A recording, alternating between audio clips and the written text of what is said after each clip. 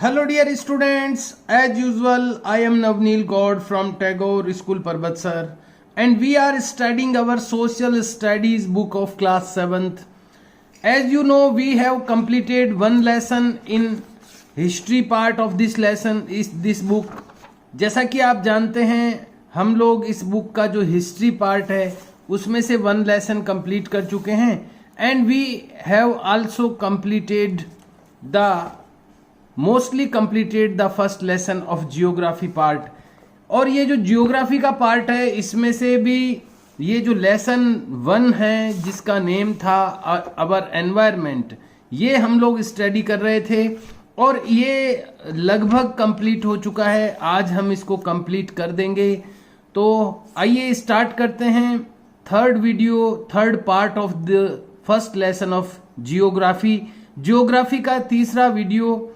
I have posted 2 videos of this first lesson of geography, our environment, हमारा environment, हमारा पर्यावरण.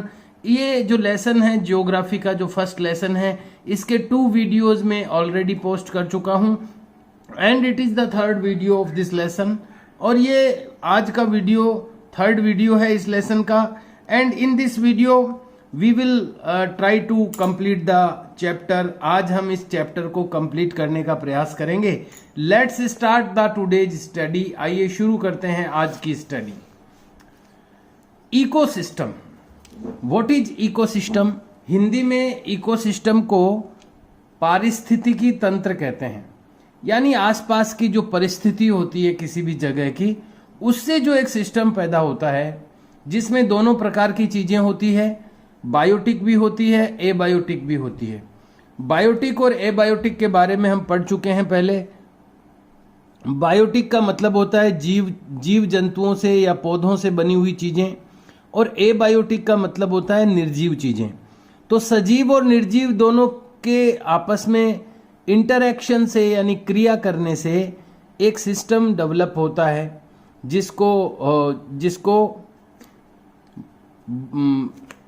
जिसके लिए एक वर्ड जो हमने यूज किया था बायोस्फीयर, जिसको बायोस्फीयर कहते हैं यानी जैव मंडल कहते हैं. लेकिन जैव मंडल तो पूरा चारों ओर का जो भी एनवायरनमेंट है उसको मिलाकर के जैव मंडल बनता है. लेकिन जब अपन बात करते हैं किसी एक छोटी जगह की तो एक छोटी जगह पर जो सिस्टम डेवलप होता है सजीव और निर्जीवों के बीच की अंतःक्रिया से वो इकोसिस्टम कहलाता है. आइए पढ़ते हैं इकोसिस्टम क्या होता है. Ecosystem is a system. Ecosystem एक सिस्टम है क्रिएटेड बाय, जो कि बनाया जाता है द इंटरैक्शन यानी आपस की क्रिया से, अंतः क्रिया से ऑफ ऑल लिविंग ऑर्गेनिज्म्स, सारे सजीवों, विद वन अनोदर, एक दूसरे से, यानी सभी सजीवों की एक दूसरे से इंटरैक्शन के कारण, अंतः क्रिया के कारण, and with the abiotic elements, और जो निर्जीव तत्व हैं ऑफ द एनवायरमेंट, पर्यावरण के, इन विच दे लिव, जिसमें कि वो रहते हैं. यानी सजीव जो लिविंग ऑर्गेनिज्म्स है यानी कि जो सजीव है उनकी आपस में जो इंटरेक्शन होती है, आपस में जो क्रिया होती है, और जिस एबायोटिक एनवायरमेंट में वो सजीव रहते हैं, जिन निर्जीव चीजों के अंदर वो सजीव रहते हैं, इन सब की आपस में जब इंटरेक्शन होती है, अंतः क्रिया होती है, तो उससे एक सिस्टम डेवलप होता है, सिस्टम क्रिएट होता है यानी बनता है. इसको इकोसिस्टम कहते हैं. ऑल प्लांट्स यानी सभी पौधे, एनिमल्स यानी जानवर, एंड ह्यूमंस यानी मनुष्य, डिपेंड यानी निर्भर होते हैं, ऑन ईच अदर, एक दूसरे पर. जितने भी प्लांट्स हैं या हम एक ही शब्द में कहना चाहें तो जितने भी लिविंग ऑर्गेनिज्म हैं, जिसमें प्लांट भी आ जाते हैं और बाकी के जो लिविंग ऑर्गेनिज्म हैं वो भी आ जाते हैं, तो जितने भी सजीव हैं वो एक दूसरे पर डिपेंड होते हैं and on their immediate surroundings, और साथ ही उनकी जो वर्तमान सराउंडिंग है, सराउंडिंग यानी उनके चारों ओर का वातावरण है, जिस वर्तमान वातावरण में वो रह रहे हैं, जितने भी जीव हैं जो एक दूसरे पर निर्भर हैं, डिपेंड हैं, और उनके चारों ओर का इमीडिएट सराउंडिंग यानी वर्तमान जो घिरा हुआ वातावरण है, ऑफ द नेचुरल एनवायरमेंट, प्राकृतिक पर्यावरण से घिरा हुआ जो वर्तमान उनके चारों ओर की चीजें हैं, ये सभी एक दूसरे पर निर्भर होती है। यानी सजीव हो चाहे निर्जीव हो, सजीव एक दूसरे पे भी निर्भर हैं, और ये जो सजीव हैं जिसमें प्लांट और दूसरे जानवर या मनुष्य आते हैं, ये जिन परिस्थितियों से घिरे रहते हैं, वो परिस्थितियां और ये जो जीव हैं वो भी एक दूसरे पर डिपेंड है।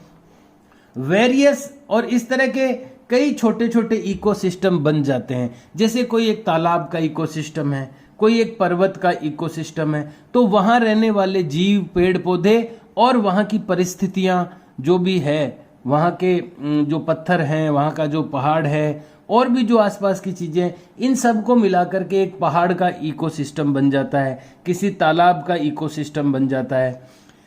वेरियस इकोसिस्टम्स, कई प्रकार के इकोसिस्टम्स हैं। डेजर्ट्स यानी रेगिस्तान का इकोसिस्टम होता है, माउंटेन्स यानी पर्वतों का इकोसिस्टम होता है, फॉरेस्ट यानी जंगल का इकोसिस्टम होता है, ग्रासलैंड्स यानी घास के मैदानों का भी एक अपना इकोसिस्टम होता है, रिवर्स यानी नदियों का, ओशंस यानी सागरों का, एंड इवन स्मॉल लेक्स, और यहां तक कि छोटी झीलों का, एंड पॉन्ड्स और तालाबों का भी इकोसिस्टम होता है।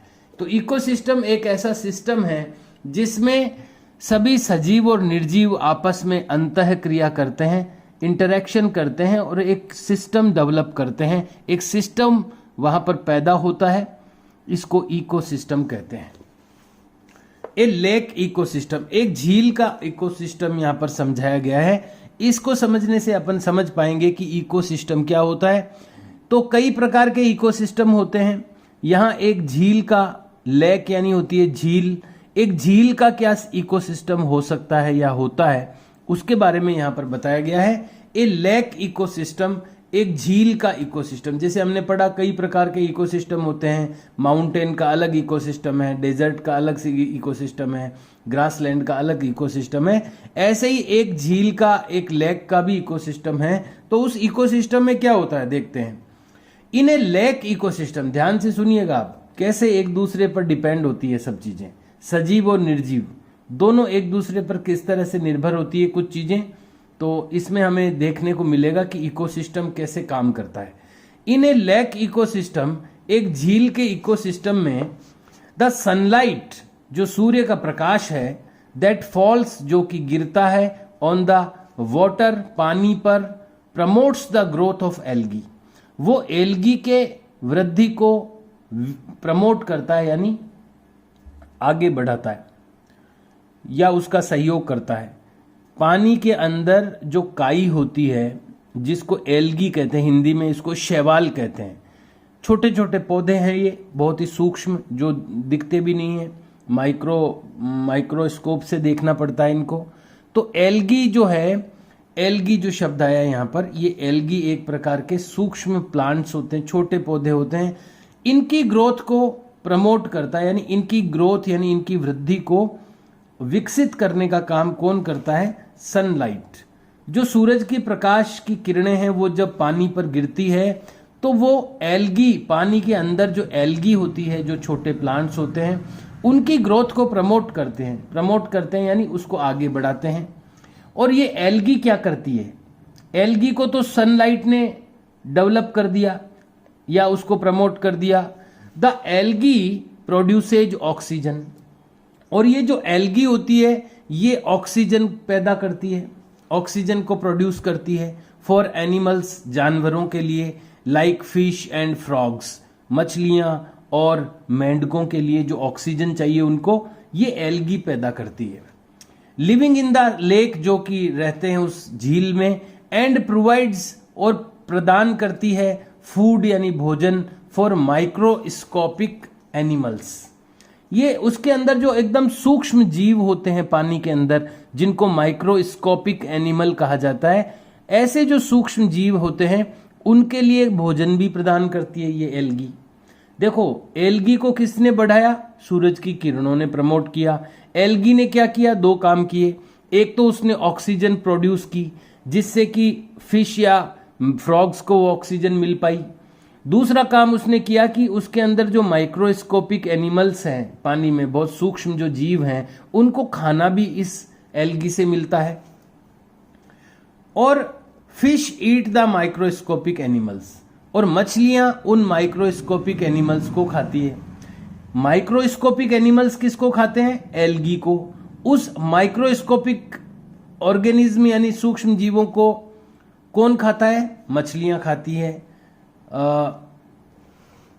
Fish eat the microscopic organisms, ये जो फिश होती है, मछली जो होती है, वो खाती है माइक्रोस्कोपिक ऑर्गेनिज्म यानी सूक्ष्म जीवों को। एब्जॉर्ब ऑक्सीजन, और ऑक्सीजन को अवशोषित करती है।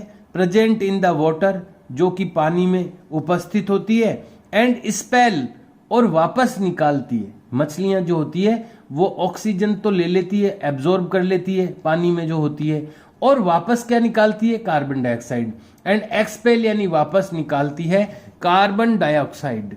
मछलियां पानी में जो ऑक्सीजन होती है उसको तो एब्जॉर्ब कर लेती है और कार्बन डाइऑक्साइड को एक्सपेल करती है, विच हेल्प्स, और वो जो कार्बन डाइऑक्साइड वो निकालती है मछलियां, वो हेल्प करती है द ग्रोथ ऑफ प्लांट्स, पौधों की ग्रोथ में। हमने पढ़ा है कि पौधे ऑक्सीजन कार्बन डाइऑक्साइड तो लेते हैं और ऑक्सीजन निकालते हैं। तो वो जो मछलियों ने कार्बन डाइऑक्साइड निकाली वो पौधों की ग्रोथ में हेल्प हो गई उससे, और पौधों ने ऑक्सीजन निकाल दी जिससे मछलियों और मेंढकों को ऑक्सीजन मिल गई।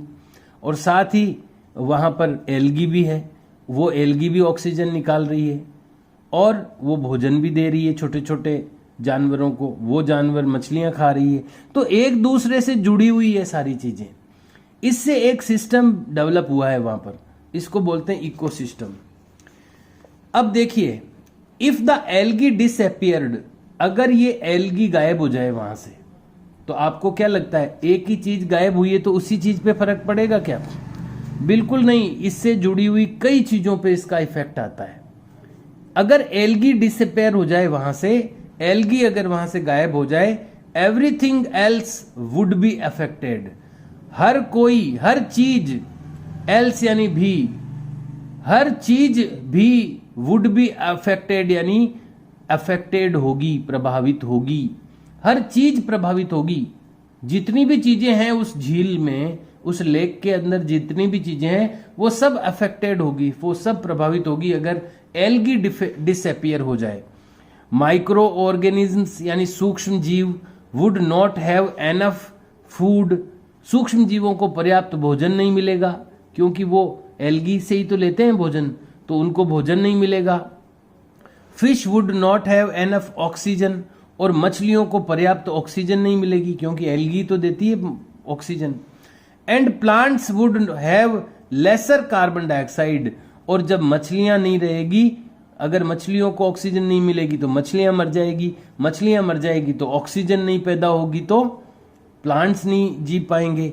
और प्लांट्स, अगर ऐसा हुआ तो प्लांट्स वुड हैव लेसर यानी पहले से कम ऑक्सीजन कार्बन डाइऑक्साइड अवेलेबल, यानी कि यहां पर लिखा है fish would not have enough oxygen, मछलियों को पर्याप्त ऑक्सीजन नहीं मिलेगी। And plants would have laser carbon dioxide available, और प्लांट्स को भी कम कार्बन डाइऑक्साइड की उपलब्धि होगी, उनको भी कार्बन डाइऑक्साइड नहीं मिलेगी क्योंकि मछलियां ही नहीं रही तो कार्बन डाइऑक्साइड कौन निकालेगा, तो प्लांट्स को कम कार्बन डाइऑक्साइड मिलेगी।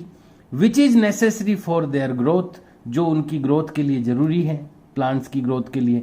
तो इस तरह से आपने देखा कि एक सिस्टम बनता है, किसी भी जगह पे एक सिस्टम डेवलप होता है और वो एक दूसरे से हर चीज वहां पर जुड़ी हुई होती है, सजीव और निर्जीव दोनों ही प्रकार की चीजें। इसको इकोसिस्टम कहते हैं।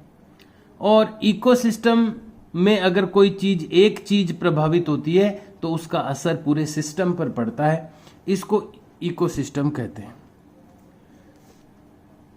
तो हमने पढ़ा इकोसिस्टम के बारे में। आगे अगला पॉइंट है humans and their impact on environment. Humans यानी मनुष्य, एंड देयर इंपैक्ट और उनका प्रभाव, ऑन एनवायरमेंट यानी पर्यावरण पर, मनुष्य और पर्यावरण पर उसका प्रभाव। यानी मनुष्य का पर्यावरण पर क्या प्रभाव पड़ रहा है। तो मनुष्य तो उल्टा ही प्रभाव डाल रहा है पर्यावरण पर। दुनिया में अरबों खरबों जानवर रहते हैं, पक्षी, कीट, पतंगे, कितने ही जानवर रहते हैं छोटे बड़े, लेकिन कोई भी प्रकृति को नुकसान नहीं पहुंचाता। एक मनुष्य ऐसा जानवर है जो कि प्रकृति को नुकसान पहुंचाता है अपने आराम के लिए। Humans are the only species, मनुष्य है एकमात्र जाति, स्पीसीज यानी जाति।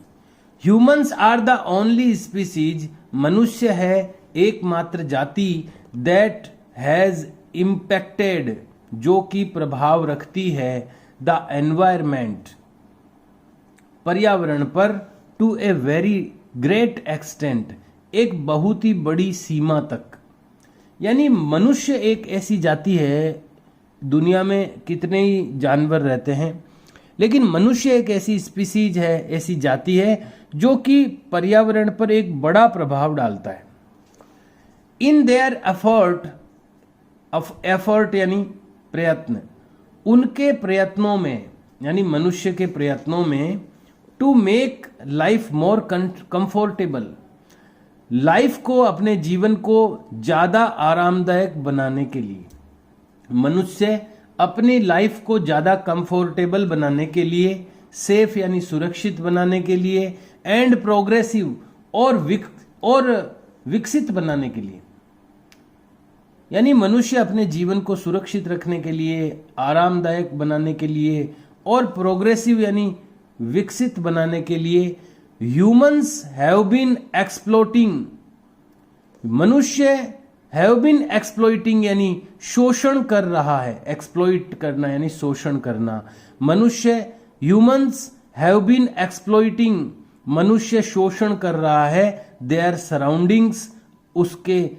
चारों ओर के वातावरण का, फॉर सेंचुरीज, शताब्दियों से, सेंचुरीज से, शताब्दियों से मनुष्य इस प्रकृति का, इस नेचर का एक्सप्लोइटिंग कर रहा है यानी शोषण कर रहा है। And in the last 1 century, और इस अंतिम शताब्दी में, जो शताब्दी अभी चल रही है 21वीं शताब्दी, उस अंतिम शताब्दी में टेक्नोलॉजिकल एडवांसमेंट, तकनीकी आधुनिकता या तकनीकी विकास, ये जो शब्द है टेक्नोलॉजिकल यानी तकनीकी, एडवांसमेंट यानी विकास या विकसित होना, तकनीक के विकसित होने के कारण या तकनीक के विकास ने, हैज मेड दिस एक्सप्लॉइटेशन, बना दिया है इस शोषण को, इवन मोर रूथलेस, यहां तक कि रूथलेस एंड डेस्ट्रक्टिव और रूथलेस 2 शब्द हैं। रूथलेस का मतलब है क्रूर और डेस्ट्रक्टिव का मतलब है विनाशक। यानी अब जो तकनीकी विकास हुआ है, पहले तो शुरू में मानव प्रकृति को अपने हाथ से ही नुकसान पहुंचाता था, लेकिन जैसे जैसे मानव ने विकास किया तो मशीनें बना ली, अब मशीनों से प्रकृति को नुकसान पहुंचाने के लिए लगा है, और अब तो ये विकास यानी ये नुकसान क्रूरता की हद तक पहुंच गया है। क्रूर और विध्वंसक तरीके से अब मनुष्य प्रकृति को नुकसान पहुंचा रहा है। पहले पहाड़ को तोड़ता था तो एक पत्थर तोड़ता था हाथ से, लेकिन अब तो पूरा बम से पहाड़ी उड़ा देता है, या जेसीबी जैसी मशीनों से बड़े पैमाने पर विध्वंस करता है। तो इस तरह से मनुष्य का ये बहुत ही गहरा प्रभाव है प्रकृति पर।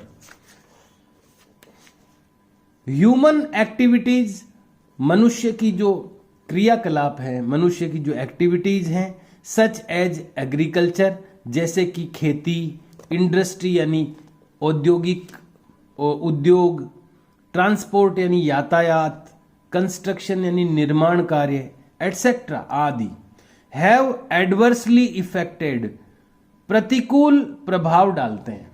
ये जो जितनी भी चीजें मनुष्य करता है, चाहे वो खेती करता है तो भी जंगलों को काटता है, इंडस्ट्री यानी उद्योग लगाता है तो भी जंगलों को काटता है और प्रदूषण फैलाता है, ट्रांसपोर्ट के लिए सड़कें बनती है तो पेड़ कटते हैं, और जितने भी साधन चलते हैं वो सब प्रदूषण फैलाते हैं। कंस्ट्रक्शन यानी जब निर्माण कार्य होता है, बिल्डिंगें बनती है, पुल बनते हैं, तो भी पेड़ कटते हैं और उसमें जो भी सामग्री लगाई जाती है वो सब प्रकृति को नुकसान पहुंचा के ही बनाई जाती है। जैसे पत्थर है तो पत्थर किसी पहाड़ को फोड़ कर लाएंगे, सीमेंट बनेगी तो जमीन में से खोद कर वो निकालेंगे चूने का पत्थर। हर चीज प्रकृति को नुकसान पहुंचा करके ही होती है। हैव यानी डालती है, एडवर्सली अफेक्टेड यानी प्रतिकूल प्रभाव, द एनवायरमेंट पर्यावरण पर, इन मेनी वेज कई तरीकों से। विच नाउ पोज जिसने अब पैदा कर दिया है, एक ग्रेव थ्रेट एक गंभीर खतरा। पोज यानी पैदा कर दिया है, अब जो ये प्रभाव चल रहा है मनुष्य का प्रकृति पर, इसने अब पैदा कर दिया है, पोज यानी पैदा कर दिया है, एक ग्रेव थ्रेट यानी गंभीर खतरा पैदा कर दिया है, टू द एनवायरमेंट प्रकृति के लिए।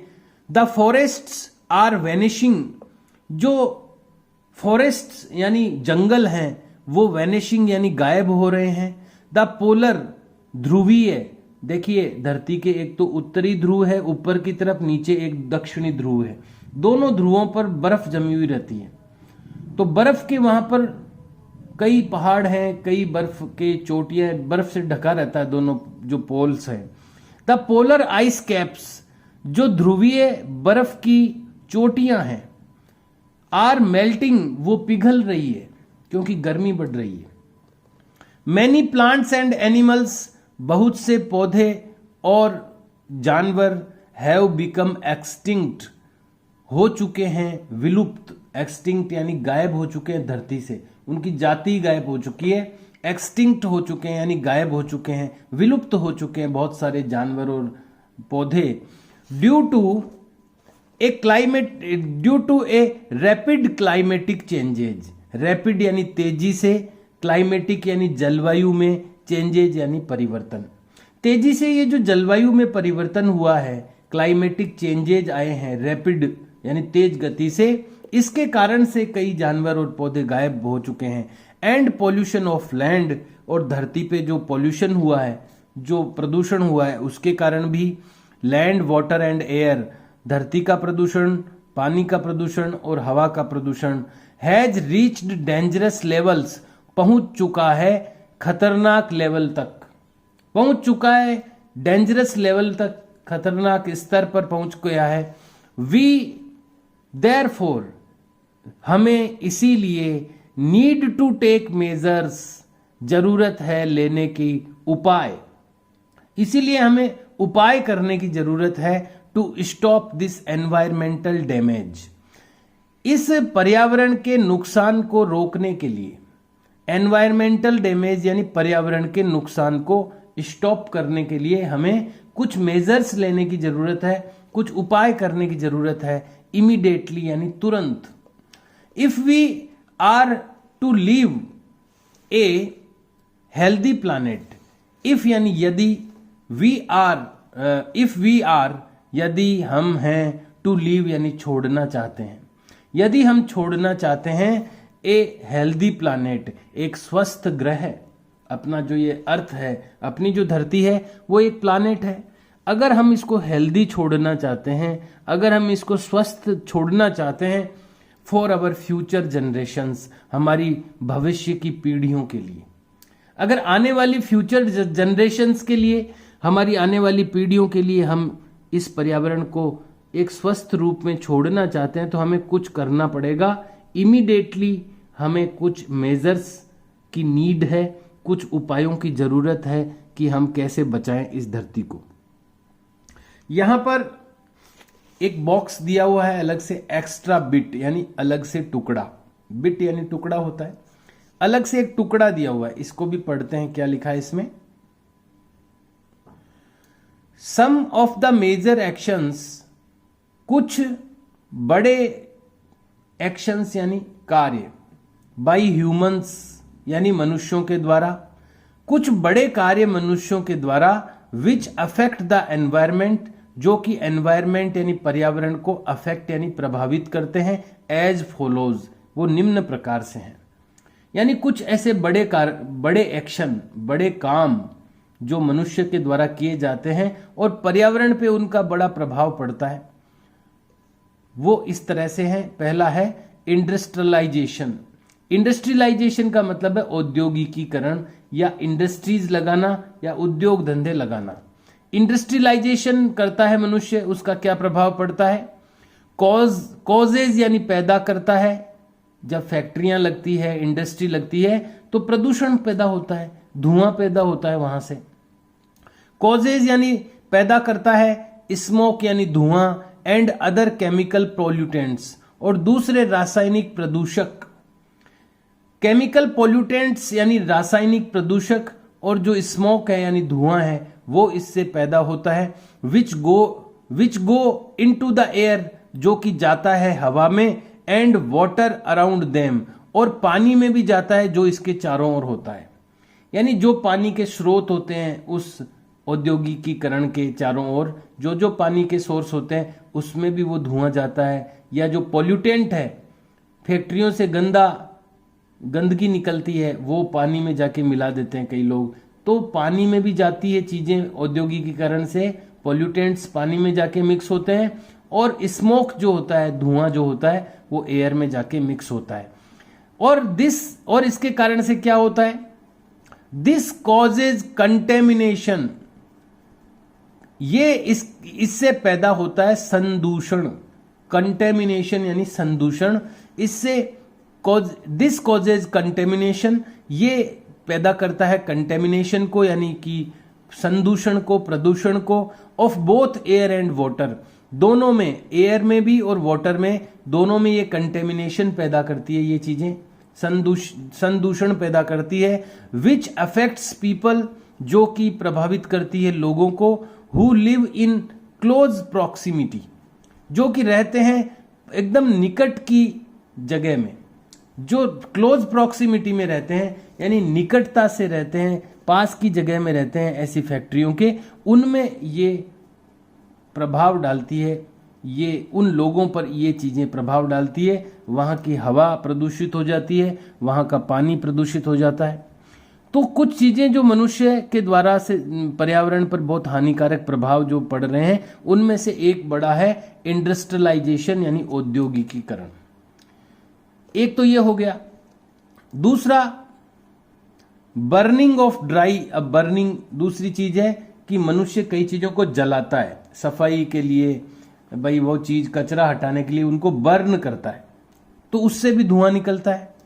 बर्निंग ऑफ ड्राई लीव्स यानी सूखी पत्तियों को जलाना, प्लास्टिक्स यानी प्लास्टिक को जलाना, एंड फायर क्रैकर्स और पटाखों को जलाना। कॉजेज यानी इससे पैदा होता है a lot of air pollution, बहुत सारा वायु प्रदूषण इससे पैदा होता है। दिस कॉजेज, इससे पैदा होता है asthma and other diseases. Asthma जिसको दमा कहते हैं, दमे की बीमारी, और कई डिजीजेज, कई और बीमारियां भी इससे पैदा होती है। The drainage of waters, wastage, जो वेस्टेज होते हैं, जो अनुपयोगी पदार्थ होते हैं, उनका ड्रेनेज यानी उनको अपशिष्ट पदार्थों को बाहर निकालना, निकास करना उनका। वेस्ट को ड्रेनेज करना, फैक्ट्रियों से जो खराब या घरों से जो भी वेस्ट चीजें निकलती है नाली के द्वारा। फ्रॉम टाउन्स एंड सिटीज, शहरों और कस्बों से, as well as excessive use of chemical fertilisers, और उसी तरह से एज वेल एज यानी उसी तरह से excessive use of chemical fertilisers. आजकल जो रासायनिक उर्वरकों का अत्यधिक उपयोग हो रहा है खेतों में, जो पहले तो गोबर की खाद डाली जाती थी, लेकिन आजकल जो यूरिया और दूसरे जो केमिकल फर्टिलाइजर्स को डाला जा रहा है खेतों में, उसके कारण से इन एग्रीकल्चर यानी खेती में कॉजेज यानी इसके कारण से पैदा हो रहा है वाटर पोल्यूशन, पानी का पोल्यूशन। क्योंकि जिस खेत में केमिकल फर्टिलाइजर डालते हैं तो बरसात आती है तो वो केमिकल फर्टिलाइजर पानी के साथ घुल करके जाते हैं, कहीं दूसरी जो वाटर के सोर्सेज होते हैं उनमें जाके मिक्स हो जाते हैं, तो ये जमीन के अंदर चला जाता है, ये भी है। तो इस तरह से जो बड़ी चीजें जो मनुष्य के द्वारा पर्यावरण के लिए हानिकारक है वो है एक तो इंडस्ट्रियलाइजेशन यानी औद्योगिकीकरण, और दूसरा ये जो केमिकल फर्टिलाइजर्स का यूज कर रहा है किसान, इसी के साथ में चीज़ों को जो प्लास्टिक वगैरह को जलाते हैं लोग, ये सब चीज़ें प्रकृति के लिए पर्यावरण के लिए अच्छी नहीं है। Now there are some boxes in the last of the lesson. ये लेसन अब कंप्लीट हो गया है। लास्ट में कुछ और भी बॉक्सेस दिए हुए हैं, उनको भी एक बार देखेंगे अपन। एक तो एक्स्ट्रा बिट दिया हुआ है, इसको तो पढ़ना है, केवल अलग से टुकड़ा दिया हुआ है।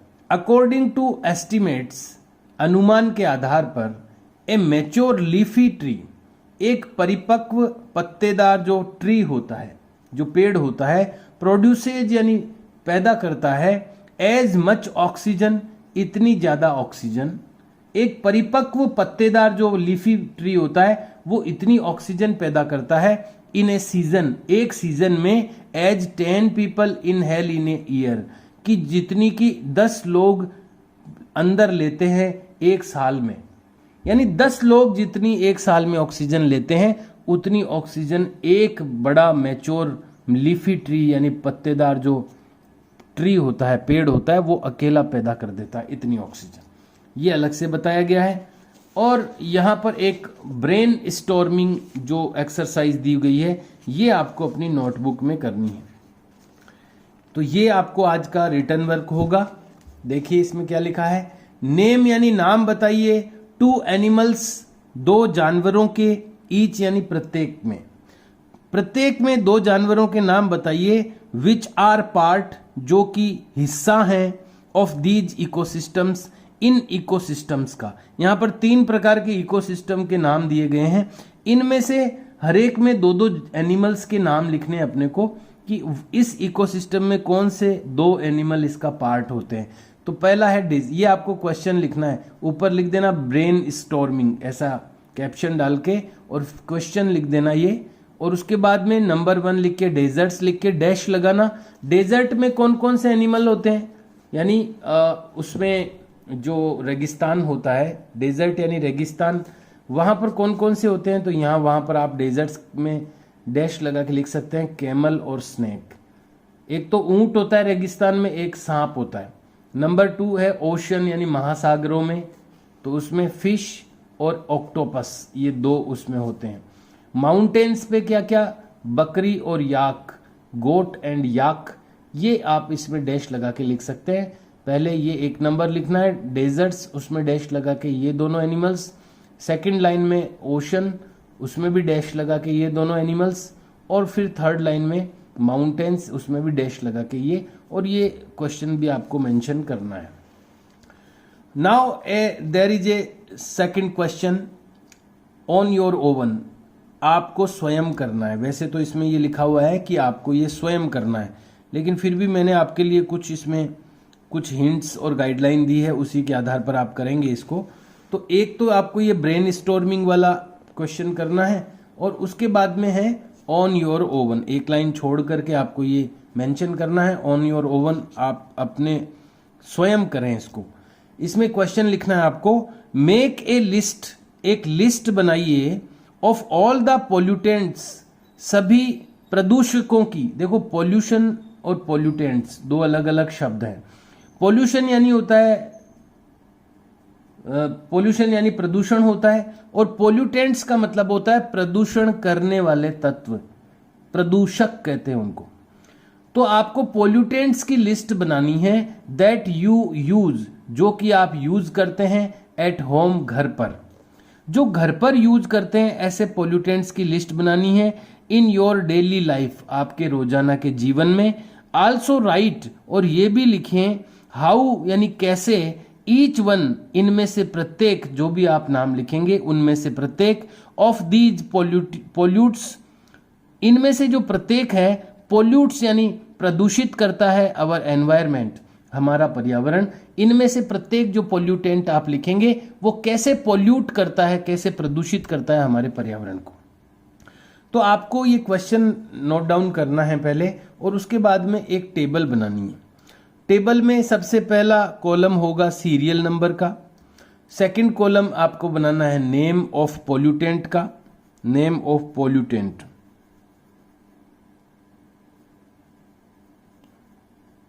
Name of pollutants, second column हो गया। थर्ड कॉलम आपको बनाना है एग्जाम्पल का, यानी उस पोल्यूटेंट का एग्जाम्पल देंगे अपन। और फोर्थ में आपको लिखना है हाउ पोल्यूट यानी कैसे वो पोल्यूट करता है। तो 1 नंबर पे लिखना है आपको बायोमास फ्यूल्स यानी जैविक ईंधन। जैविक ईंधन क्या है? जैसे लकड़ी है, जैसे जो जीवों से बने हुए गोबर जलाता है कोई, या लकड़ी जलाता है, कोयला जलाता है लकड़ी से बना हुआ, ये जो फ्यूल होते हैं जो घरों में जलाए जाते हैं ये बायोमास फ्यूल कहलाएंगे। एग्जाम्पल इसका लिखना है वुड, डंग और चारकोल, लकड़ी, गोबर और कोयला। ये अलग अलग कॉलम बनाने हैं आपको, तो इसमें अपन ने एग्जाम्पल लिख दिए कि बायोमास फ्यूल का एग्जाम्पल ये 3 चीजें लिख दी। और कैसे ये पोल्यूट करते हैं एनवायरनमेंट को, ये सब का एक ही लिखेंगे अपन। तो इसका कॉलम का एक ही लिख देंगे, लास्ट में बताऊंगा मैं आपको। दूसरा है स्मोक यानी धुआं। इसका उदाहरण क्या है? टोबैको यानी जैसे तंबाकू पीते हैं कई लोग, हुक्का पीते हैं, चिलम पीते हैं, तो ये टोबैको यानी कि तंबाकू का धुआं एक उदाहरण है इसका। और थर्ड जो लिखना है वो है परफ्यूम्स, यानी जो कई लोग सुगंधित पदार्थ लगाते हैं, डिओड्रेंट लगाते हैं बदबू हटाने के लिए बॉडी में से, या क्लीनिंग एजेंट्स यानी सफाई के जो चीजें काम में लेते हैं हम, ये भी सब चीजें केमिकल होती है, रासायनिक चीजें होती है, ये भी पोल्यूटेंट होते हैं। ये सारी चीजें हम घर में ही उपयोग करते हैं। बायोमास फ्यूल्स भी घरों में यूज किए जाते हैं। लोग तंबाकू वगैरह भी जो पीते हैं उससे धुआं निकलता है, वो घरों में ही होता है। और ये परफ्यूम, डिओड्रेंट और क्लीनिंग एजेंट्स जो होते हैं वो भी घर में ही यूज किए जाते हैं। तो ये इसका कोई एग्जाम्पल नहीं लिखना आपको, ये इसी में लिख देना है सेकंड में, और ये इसमें डैश लगा देना है आपको थर्ड वाले में। और अब ये कैसे पोल्यूट करते हैं? ऑल आर डिस्टर्ब, सभी डिस्टर्ब करते हैं द गैस बैलेंस, गैस का जो बैलेंस होता है इन एटमॉस्फेयर। एटमॉस्फेयर की स्पेलिंग कंप्लीट लिखनी है आपको। ऑल आर डिस्टर्ब, सभी डिस्टर्ब करते हैं, सभी बाधित करते हैं द गैस बैलेंस, गैसों का जो बैलेंस होता है इन एटमॉस्फेयर, वायुमंडल में। वायुमंडल में जो जितनी गैस जो गैस जितनी मात्रा में रहनी चाहिए उसको डिस्टर्ब कर देते हैं ये जो पोल्यूटेंट्स है। और एंड कॉज, और पैदा करते हैं डिजीजेज यानी बीमारियां। ये सारे पोल्यूटेंट्स यही काम करते हैं। तो कैसे ये वातावरण को पोल्यूट करते हैं इसका मैंने बता दिया है। ऑल आर डिस्टर्ब, सभी डिस्टर्ब करते हैं the gas balance in atmosphere. Atmosphere यानी वायुमंडल में गैस के बैलेंस को ये डिस्टर्ब करते हैं। एंड कॉज, और पैदा करते हैं डिजीजेज, बीमारियां। तो इस तरह से आपको इसका आंसर लिखना है ऑन योर ओवन वाला। तो ये कंप्लीट कर चुके हैं अपन पेज। इसमें एक्स्ट्रा बिट था वो भी हम रीड कर चुके हैं, नीचे एक एक्स्ट्रा बिट था वो भी हम रीड कर चुके हैं। और 2 क्वेश्चंस आपको रिटन वर्क के लिए मैंने दिए हैं, एक तो ब्रेन स्टॉर्मिंग वाला और एक ऑन योर ओवन वाला। ये 2 क्वेश्चन मैंने आपको रिटन वर्क के लिए दिए हैं। और यहाँ पर अब ये लेसन कंप्लीट हो गया है। और यहाँ पर कुछ थिंग्स टू रिमेंबर, चीजें याद रखने के लिए इस लेसन के कुछ खास पॉइंट्स हैं ये। आइए इनको भी एक बार पढ़ लेते हैं। द नेचुरल सराउंडिंग्स, प्राकृतिक वातावरण, इन विच, जिसमें कि ऑल लिविंग ऑर्गेनिजम्स, सारे सजीव, एग्जिस्ट यानी जीवित रहते हैं, is called the natural environment, उसको प्राकृतिक पर्यावरण कहते हैं। Natural environment is of 2 types, natural environment 2 प्रकार का होता है। एबायोटिक, जिसको नॉन लिविंग या निर्जीव कह सकते हैं हम, और बायोटिक यानी कि लिविंग यानी जीव, सजीव इसको कह सकते हैं। 2 चीजों से बनता है natural environment. Land, air and water, धरती या जमीन, हवा और पानी, कॉन्स्टिट्यूट, ये मिलकर बनाते हैं द एबायोटिक एनवायरनमेंट यानी निर्जीव पर्यावरण। निर्जीव पर्यावरण को कौन कौन बनाते हैं? जमीन, हवा और पानी, ये तीनों मिलकर के एबायोटिक एनवायरनमेंट बनाते हैं। प्लांट्स, एनिमल्स एंड ह्यूमंस, पौधे, जानवर और मनुष्य मेकअप द बायोटिक एनवायरनमेंट, और ये तीन चीजें मिलकर के बायोटिक एनवायरनमेंट बनाते हैं, यानी सजीव पर्यावरण बनाते हैं। ह्यूमन एक्टिविटीज यानी मनुष्य की जो एक्टिविटीज है, इम्पैक्ट यानी प्रभाव डालती है द एनवायरनमेंट एडवर्सली, एडवर्सली यानी प्रतिकूल, गलत प्रभाव डालती है एनवायरनमेंट पर मनुष्य की गतिविधियां। और अब है वर्ल्ड ऑफ वर्ड्स यानी कि शब्दों का संसार। एनवायरनमेंट का मतलब है पीपल, प्लेस एंड थिंग्स, लोग। एनवायरनमेंट में क्या क्या आता है? पीपल यानी लोग, प्लेस एंड थिंग्स यानी जगह और चीजें, that surrounded a living organism, जो कि घेरे रखती है एक सजीव को। लोग और वो सारी चीजें जो किसी एक सजीव को घेरे रखती है, ये सारे मिलकर के एनवायरनमेंट बनाते हैं। बायोस्फीयर क्या होता है? जैवमंडल। The life sustaining domain, domain का मतलब क्षेत्र होता है, हम पढ़ चुके हैं लेसन में। लाइफ सस्टेनिंग यानी जीवन को बनाए रखने वाला। द लाइफ सस्टेनिंग डोमेन, जीवन को बनाए रखने वाला क्षेत्र ऑफ अर्थ यानी धरती का वो एरिया जहां पर जीवन बना रहता है। In which all living beings exist, जिसमें कि सारे सजीव जीवित रहते हैं, वो बायोस्फीयर कहलाता है, जैवमंडल कहलाता है। सस्टेन का मतलब होता है सपोर्ट करना यानी सहायता देना, एंड नरिश और किसी को पोषण प्रदान करना, सहायता देना या पोषण प्रदान करना, ये सस्टेन करना कहलाता है। क्रस्ट का मतलब पपड़ी होता है, हम पढ़ चुके हैं। आउटर मोस्ट यानी एकदम बाहर का, हार्ड सरफेस यानी कठोर सतह, ऑफ समथिंग किसी चीज की बाहर की कठोर सतह जो होती है वो क्रस्ट कहलाती है, पपड़ी कहलाती है। ग्रेविटी का मतलब होता है आकर्षण बल, गुरुत्वाकर्षण। द फोर्स, ये एक बल होता है, ऑफ अट्रैक्शन, खींचने का। ये जो ग्रेविटी होती है ये एक खींचने का बल होता है। बिटवीन टू बॉडीज, दो पिंडों के बीच में, यानी किन्हीं भी दो बॉडीज के बीच में ये ग्रेविटी हो सकती है। हैविंग ए सर्टेन मास, जिनका कोई न कोई मास होता है यानी कोई वजन होता है, ऐसे दो कोई भी बॉडी जो होती है उनके बीच में जो अट्रैक्शन का जो फोर्स होता है, जो खींचने का बल होता है एक दूसरे को, वो ग्रेविटी कहलाती है। डायनेमिक का मतलब होता है गतिशीलता, मूविंग यानी चलना, चेंजिंग कॉन्स्टेंटली यानी लगातार चेंज होना, इसको डायनेमिक कहते हैं। Dear students, we have completed the lesson and now we have to start the question answers of this lesson. और अब हमें इस लेसन के क्वेश्चन आंसर करने हैं। प्रैक्टिस टाइम, ये आपको लिखना है। समय आप आज का कंप्लीट हो चुका है वैसे, लेकिन मैं चाहता हूं कि कुछ रिटर्न वर्क में आपको दे दूं, तो मैं कुछ एमसीक्यू और ये एमसीक्यू दूंगा। केवल 2 क्वेश्चन तो मैंने उधर से दे दिए हैं, अब प्रैक्टिस टाइम में से एमसीक्यू करने हैं आपको। Tick the correct answer. This is an abiotic element of the environment, ये एनवायरमेंट का एक एबायोटिक एलिमेंट है यानी निर्जीव तत्व है। कौन कौन? अब इसमें ऑप्शन दिए हुए हैं। प्लांट्स तो एबायोटिक होता नहीं है, निर्जीव होता नहीं है। एनिमल्स भी नहीं होते हैं निर्जीव। वाटर होता है, ह्यूमंस भी नहीं होते। तो वाटर आपको करेक्ट करना है। चारों ऑप्शन लिखने हैं और इसमें से वाटर आपको करेक्ट करना है। फिर 1 लाइन ब्लैंक लीव करते हुए क्वेश्चन नंबर 2, द कंपोजिशन यानी संगठन। कंपोजिशन का मतलब होता है कोई भी चीज किन किन चीजों से मिलके बनी है, वो उसका कंपोजिशन होता है। द कंपोजिशन ऑफ एटमॉस्फेयर, वायुमंडल का कंपोजिशन यानी उसका संगठन। चेंजेज विद, चेंज होता है, किसके साथ में चेंज होता है? तो हमने ये पढ़ा है लेसन में, इसके लिए altitude from earth surface. Altitude का मतलब होता है ऊंचाई, फ्रॉम अर्थ सरफेस यानी धरती की सतह से ऊंचाई। जैसे जैसे हम धरती की सतह से ऊपर जाते रहते हैं तो गैसों का जो परसेंटेज है वो चेंज होता रहता है।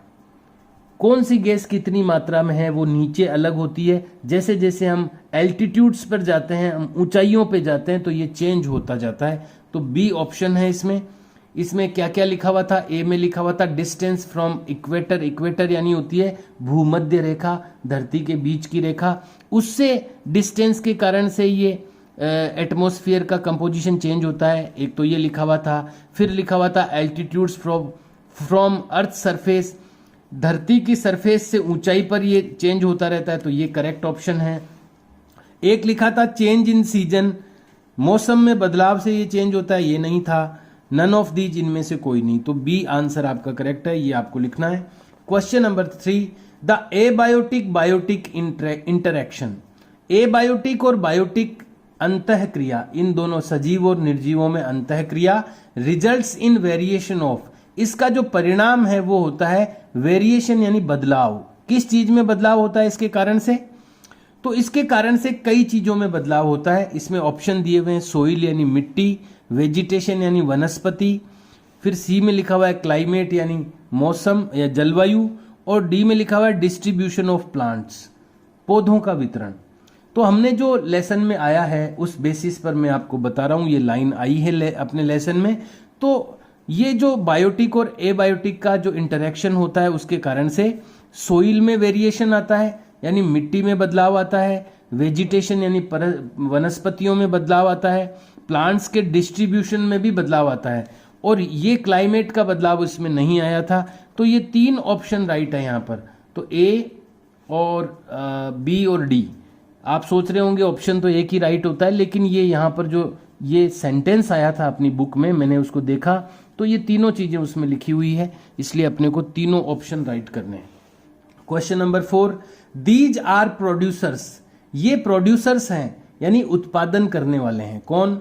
ए में लिखा हुआ है ऑल ग्रीन प्लांट्स यानी सभी हरे पौधे, तो हरे पौधे तो प्रोड्यूसर होते ही हैं, पता है अपने को।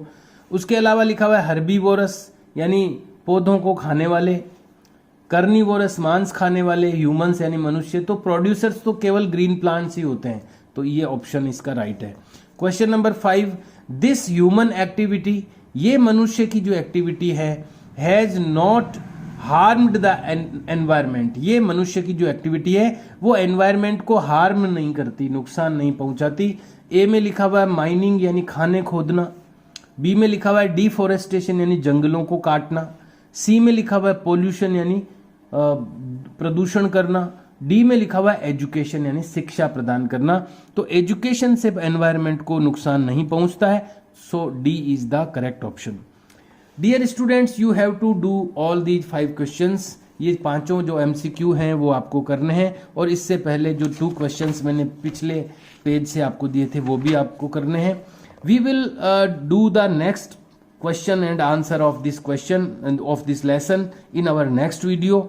अगले वीडियो में हम लोग इस लेसन के जो बचे हुए क्वेश्चन आंसर है वो कर लेंगे और ये लेसन अपना कंप्लीट हो जाएगा। And show your notebook on the Saturday, और सैटरडे को अपनी नोटबुक आप शो करें। And be aware about the handwriting. Okay dear students, we will meet in next video. See you and bye.